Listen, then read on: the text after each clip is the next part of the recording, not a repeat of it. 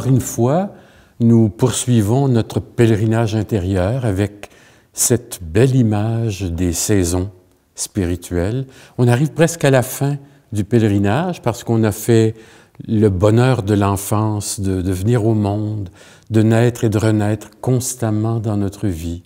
On a regardé le défi de grandir, cette période d'adolescence et d'âge de jeune adulte où je cherche mon identité, j'essaie de trouver ma place dans le monde, dans la société, avec les talents que j'ai, mes premiers apprentissages. Et ça peut durer un bon temps. Aujourd'hui, on dit qu'on met plus de temps pour vieillir à cause des conditions de vie, à cause de l'endettement, à cause de toutes les pressions sociales. On ne peut pas demander à un jeune, dès le secondaire 5, de décider de sa carrière plus tard. C'est toujours en évolution, ce qui fait qu'on retrouve des gens qui arrivent à l'université et qui peuvent changer d'orientation, de faculté. Avec l'âge adulte, c'est une nouvelle saison. On a passé du temps aussi pour voir un peu quelle est la sécurité intérieure, l'assurance de son identité, sa place enfin trouvée, mais aussi c'est un chemin qui s'apprivoise, qui est toujours là en appel. J'aimais l'expression « c'est un chantier », comme si, pour être un adulte dans la vie et dans la foi, on marche, on chemine, on cherche, un peu comme Jésus le dit dans l'Évangile au sujet de ceux qui veulent s'approcher de lui, demander, et, frapper, chercher. Alors, on peut trouver des réponses. Et c'est assez long parce que c'est aussi le temps de la vie où vous et moi, on se retrouve devant quelques limites. Pour certains, c'est des échecs.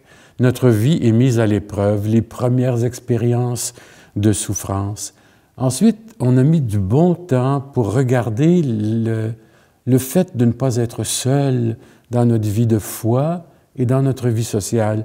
Le cadeau des autres, j'appelle ça le sacrement du frère ou de la sœur. J'avance non pas comme quelqu'un qui est tout seul dans sa bulle ou qui s'arrange directement avec Dieu sans les autres. On ne vit pas comme ça dans la société. On est toujours porteur de nos valeurs personnelles, porteur des valeurs apprises, reçues en héritage, avec aussi l'inspiration qui vient dans l'ère du temps. On parle beaucoup de l'influence des masses médias, par exemple.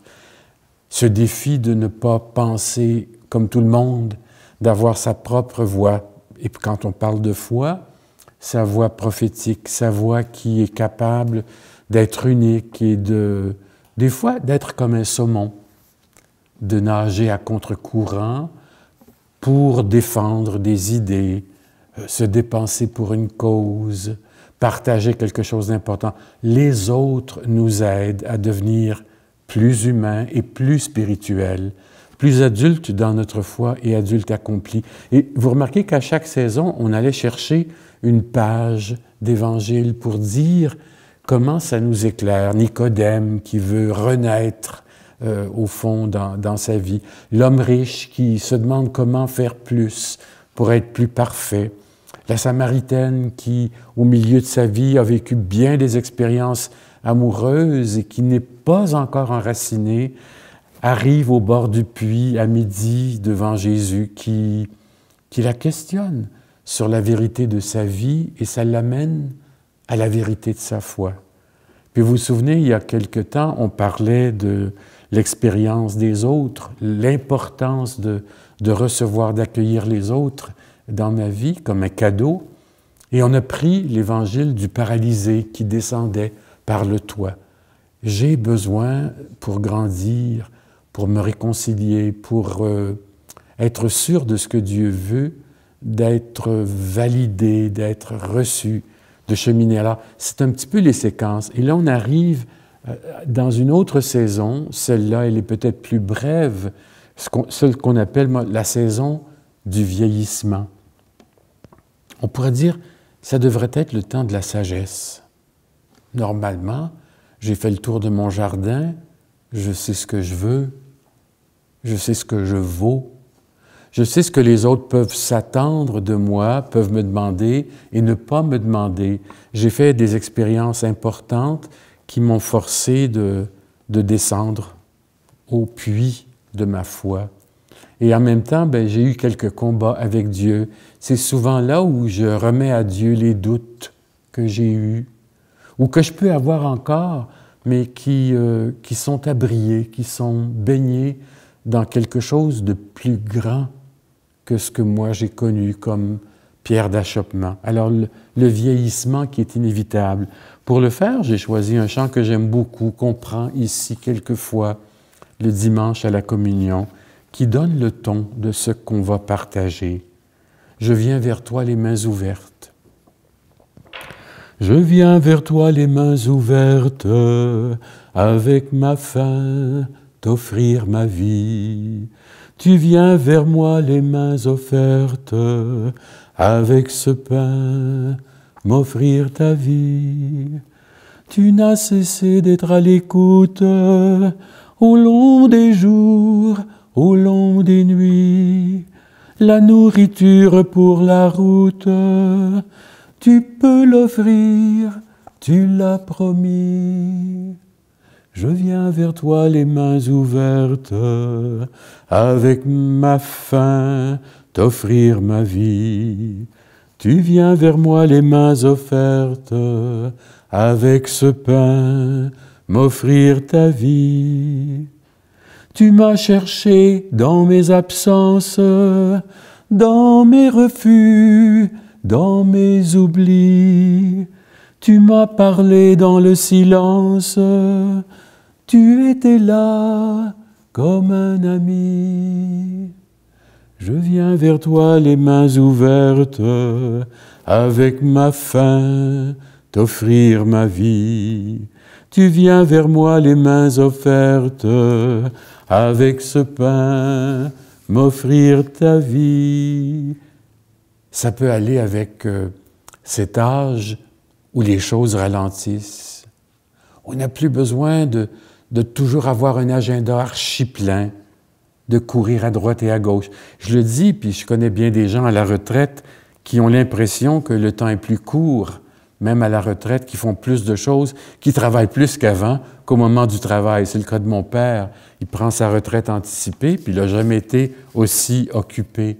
Mais la sagesse de dire, je suis rendu au bout et je n'ai pas besoin de tant me battre, tant m'imposer, tant défendre un lopin de terre ou d'expérience ou de compétence. Est-ce que le vieillissement est quelque chose d'épouvantable, de fatal? Oui, on ne peut pas passer à côté. Ou est-ce que c'est aussi porteur d'espérance? Je pense que la question est là, sauf qu'on est devant le déclin. Il y a quelque chose qui diminue, la perte d'autonomie. Pour certains, des deuils à vivre, des gros deuils ou des petits deuils quotidiens. C'est souvent une des fois les plus fortes où on reconnaît la fragilité intérieure, et que j'y consens. Quand s'ajoute la maladie, c'est une épreuve aussi. Qu'est-ce qu'on fait avec ça? Parce que avec le vieillissement, et comme on vit plus vieux aujourd'hui dans la société, il y a sa maladie ou ces maladies. Il y en a qui en connaissent 2, 3. Beaucoup de personnes qui n'ont pas le temps de s'arrêter pour préparer leur sabbat, leur retraite, leur fin de travail, parce qu'ils pensent qu'ils vont la remplir comme avant. Beaucoup de personnes se retrouvent des fois en manque quand ils arrivent à la retraite, et j'en connais qui ont fait des crises cardiaques, qui ont fait des cancers, comme si tout se coupe. C'est pas automatique, hein, mais c'est-à-dire, il faut peut-être préparer le ralentissement de sa vie, l'acceptation de ma fragilité. Alors la maladie est une épreuve, mais aussi, saint François dirait, peut-être une compagne que si on la traverse avec un peu de patience, pas juste la résignation, là, je suis né pour un petit pain, là, dans une sorte de façon de dire, il doit y avoir un sens dans tout ça, de le chercher. En même temps que je vieillis, j'entre dans une saison où j'ai plus d'assurance dans ma vie, plus de sécurité, en tout cas je devrais, au sujet de ma vie intérieure, ma capacité d'être spirituel. Et en même temps, j'ai dépoussiéré bien des choses. Moi, je fais des caisses là, où je brûle des feuilles accumulées, des textes que je pensais qui me serviraient. Mais on accumule trop pour la vie quotidienne, puis on s'attache à ce pourquoi on s'est tant dépensé pour acheter un meuble, pour une partie de la maison à agrandir. On s'attache à son bien, puis on se rend compte que est-ce que j'ai besoin de tout ça? Pas seulement avant de faire un achat, mais quand je regarde mon lopin de terre, que je sois dans un petit appartement, un bachelor, dans un condo, un semi-attaché, ou dans un bungalow, ou un chalet quelque part, si je fais un regard panoramique de ce que j'ai accumulé, je vais trouver que je suis attaché à de belles choses, mais que j'en ai trop. Mieux vaut le faire avant de mourir pour ne pas laisser ça à d'autres comme tâche. C'est pas facile quand on doit s'occuper de faire le bien ou les biens, les boîtes du bien des autres. Alors le temps du vieillissement est un temps non seulement qui est préoccupé, qui est une source de fragilité, mais c'est le temps de dire, bien, il y a peut-être des choses secondaires que je dois laisser aller, mettre de côté. Et là, on peut commencer à dire, je suis porteur d'espérance. Il y a une sorte d'espérance en moi, même si ma vie se simplifie, ma vie devient beaucoup plus sobre. En tout cas, c'est le défi. Hein? Donc, le vieillissement, c'est pas rien de dépasser ou d'accepter l'inéluctable, ce qui est difficile à accepter, mais aussi d'être capable d'accueillir ce qui vient, pas comme un empêchement. Moi, je dirais comme une béatitude, comme un cadeau. Ça, c'est pas facile. Mais d'abord, consentir librement à l'abandon. Là, je parle de la foi. Comme si je disais, « Seigneur, j'ai confiance en toi, quoi qu'il arrive. » J'aime ça prier ce refrain-là à l'occasion pour calmer l'angoisse intérieure ou pour arrêter la machine des soucis de demain. On peut toujours s'en faire. On a toujours le droit de s'en faire pour ce qui va arriver demain. Et puis demain n'existe pas encore. La perspective de me projeter me fait sortir du présent. Ce moment où je fais confiance à l'autre, à la vie, à Dieu. Il y a plein de psaumes. Je me plaisais à regarder certains psaumes qui redonnent confiance et qui parlent de cette acceptation-là. Le psaume 4. « Comblé, je me couche et m'endors, car toi seul, Seigneur, me fais demeurer en sécurité. » Il y a plein de psaumes comme ça. Le psaume 31. « Seigneur, j'ai fait de toi mon refuge. Dans ta main, je remets mon souffle. » C'est le psaume que Jésus prie sur la croix. Il n'est pas vieux, là, à trentaine, puis il est capable de remettre toute sa vie à Dieu, simplifier sa vie, donner à Dieu même la perspective qu'il se sent abandonné des siens, moqué par les grands prêtres, par les soldats, par la foule, un peu piégé dans un système politique qui se fait renvoyer entre les Juifs et les Romains. Il va librement choisir cette mort, mais par amour pour nous autres. Le psaume 119, « Je suis à toi, sauve-moi ». C'est juste des petits mots-clés qui donnent un petit peu la valeur de notre vie. Le psaume 131, c'est très beau celui-là. « Comme un petit enfant sur sa mère, mes désirs sont pareils à cet enfant. » Donc, il y a plein de psaumes. Je vous souhaite d'entrer dans les 150 psaumes et vous en lisez un. Vous allez voir, partout, ça fleurit, les psaumes d'acceptation, de reconnaissance que Dieu est là, même dans son absence apparente. Je vais juste dire un mot d'abord pour ce temps du vieillissement comme d'abord une épreuve de pauvreté, c'est-à-dire l'appauvrissement. Vous savez que le mot pauvreté, je pense que je l'avais déjà dit, quand on dit nous autres pauvreté, on pense à du manque. Ils n'ont pas de pain, ils n'ont pas d'huile à chauffage, ils n'ont pas de logement, à de l'indigence. Et le premier sens de pauvreté, c'est un pis de vieille vache qui est tellement sec qu'il ne peut pas donner du lait. Pau! Pauvreté. C'est-à-dire que c'est la non-productivité. Et je peux sentir en vieillissant que je n'ai plus rien à produire. Combien de personnes dans des CHSLD se sentent non seulement abandonnées, mais j'ai plus rien à vivre, j'ai plus rien à faire, j'ai plus rien à donner, non productif. Mais en même temps, cette pauvreté qui est générale, qu'on va traverser un jour, vous et moi, c'est aussi ce temps où on est réduit, pas à ce qui est secondaire, à ce qui est essentiel. Cette pauvreté nous permet de trouver le sens profond de ce que ça veut dire être dépouillé et ne plus performer. Pas besoin de prouver tant de choses, des choses qui sont rentables, qui donnent quelque chose. Une sorte d'inutilité, j'ai l'impression que je ne sers plus à rien. On a besoin de servir à quelque chose dans la vie, à compter pour quelqu'un, pour un groupe. Les grands-parents, par exemple, la joie qu'ils reçoivent quand on leur demande de garder les enfants parce que les parents sont trop occupés, ça les met au monde. Les grands-parents se sentent utiles et puis c'est pas rien que la garderie qui est importante, c'est dans le réseau, on se prend en charge, dans le réseau familial. Donc l'idée de servir alors que l'âge nous fait dépasser le temps du travail. Je suis au-delà de ma retraite. Qu'est-ce que je peux faire à 75 ans, à 80 ans? Donc, on n'est pas rien que devant du manque, mais on est devant le défi de compter encore, d'être là encore, avec toute la qualité du temps que Dieu nous donne. Inutile et utile. C'est comme une sorte de paradoxe. Mais il y a plusieurs sortes de pauvreté. Celle que nous connaissons, d'abord la pauvreté physique. Je sens que je suis diminué, je perds un peu ma santé, je perds ma motricité, mon équilibre.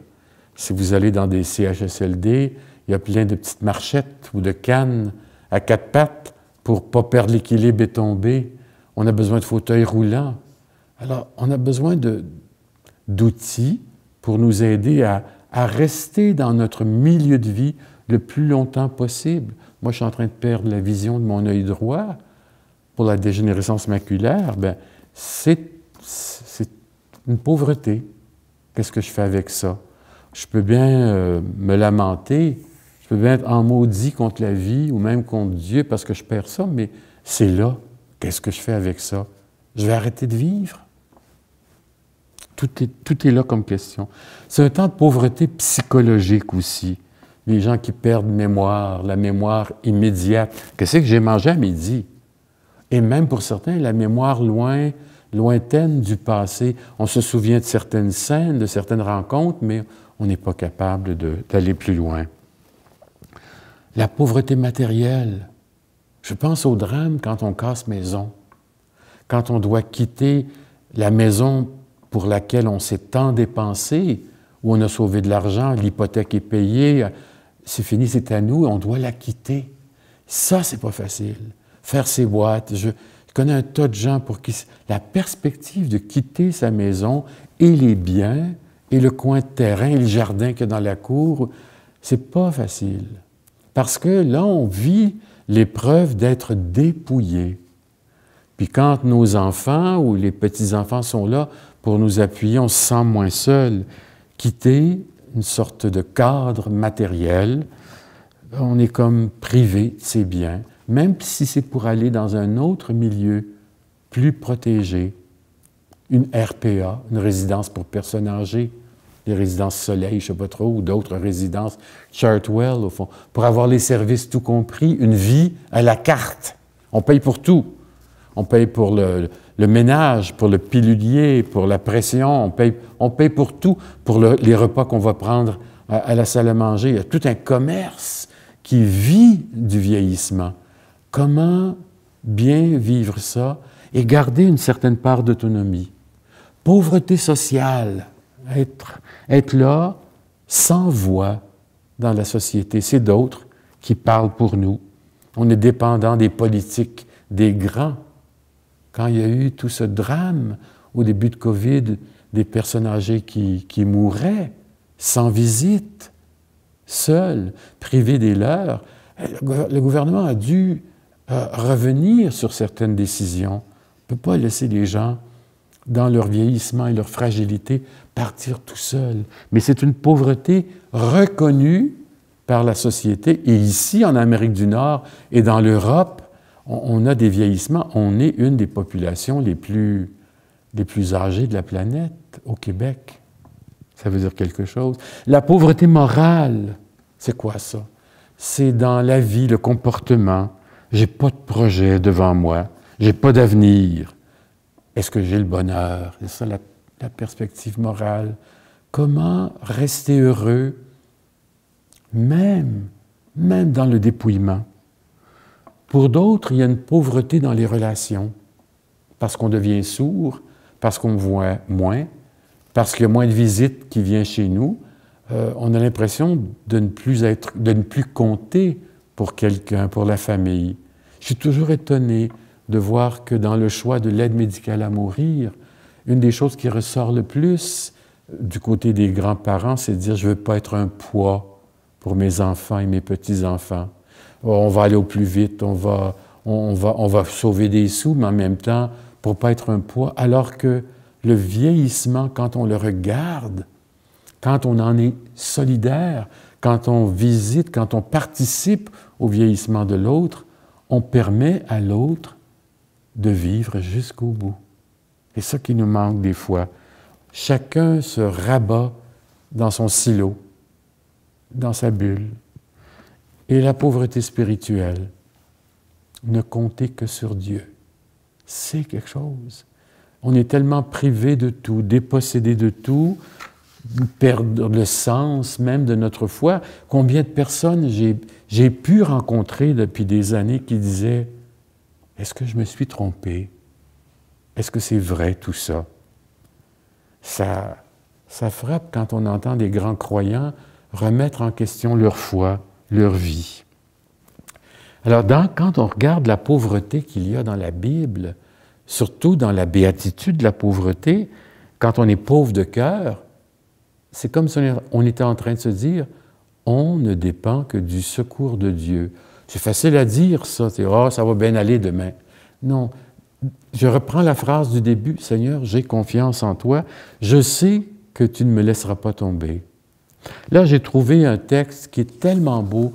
Vous vous souvenez de ce drame qu'il y a eu en Algérie, les moines de Tibérine qui ont été décapités de façon très tragique. On a trouvé dans le bréviaire, le livre de prière du frère Luc, un des moines, un petit mot dans son livre de prière.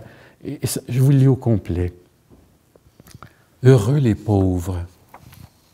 La première disposition pour entendre la parole de Dieu, c'est la pauvreté. Il faut éviter de s'en faire une idée simpliste, matérielle. C'est aussi faux que de la réduire à une aspiration purement spirituelle. La pauvreté matérielle est une situation économique et non une vertu. La pauvreté ne mène pas nécessairement à l'amour. Mais l'amour vrai mène à la pauvreté. Heureux ceux qui ont une âme de pauvre. Heureux ceux qui acceptent de se laisser critiquer par la parole de Dieu. Heureux ceux qui acceptent de remettre leurs idées en question. Heureux ceux qui acceptent de croire qu'ils n'ont encore rien compris. Heureux ceux qui savent accepter de penser que Dieu peut tout demander. Qui a une âme de pauvre? Quand le Seigneur désinstalle de nos positions matérielles ou spirituelles, la pauvreté, c'est la condition première pour être perméable à Dieu. Pars! Quitte ton pays, ta culture, tes habitudes, ton passé. Et Abraham partit, ne sachant pas où il allait. Dieu veut que vous ne vous cramponniez à rien. Le vrai pauvre, c'est le Christ. il ne s'est cramponné à rien. C'est beau ce texte-là, au fond. Ne pas se cramponner à rien. Puis on dirait que la vie nous amène de ce côté-là. Du fait de dire, bien là, je lâche prise, c'est pas rien parce que j'ai des rhumatismes dans mes doigts. Je ne peux pas tout saisir. Je ne peux pas tout emporter avec moi. Habituellement, c'est dans le deuxième versant de la vie, là, après la cinquantaine, qui va nous arriver des idées un peu de mort ou de fin de vie ou de dépouillement. Je termine avec le dernier couplet du chant avec lequel on a ouvert. Je viens vers toi les mains ouvertes, avec ma faim, t'offrir ma vie. Tu viens vers moi les mains offertes, avec ce pain, m'offrir ta vie. Je viens vers toi le cœur paisible, quand tout renaît, quand tout finit. Avec mes désirs impossibles, je viens vers toi, tel que je suis. Je viens vers toi les mains ouvertes, avec ma faim t'offrir ma vie. Tu viens vers moi les mains offertes, avec ce pain m'offrir ta vie. On se quitte sur cette idée de dire, qu'est-ce que ça veut dire que je sois dans mon vieillissement ou en plein dedans ou pas tout à fait arrivé? Comment je peux me préparer à être un vrai pauvre? Quelqu'un qui ne dépend que sur Dieu pour avoir l'essentiel. Tout est là. Pas le secondaire. 2 télévisions, 3 portes de garage, un billet d'Air Transat pour aller en Floride. C'est pas ça, là. Ça peut être important en cours de route. Mais l'essentiel, de quoi j'ai besoin pour vivre? De quoi ma foi a besoin pour vivre? Bonne semaine.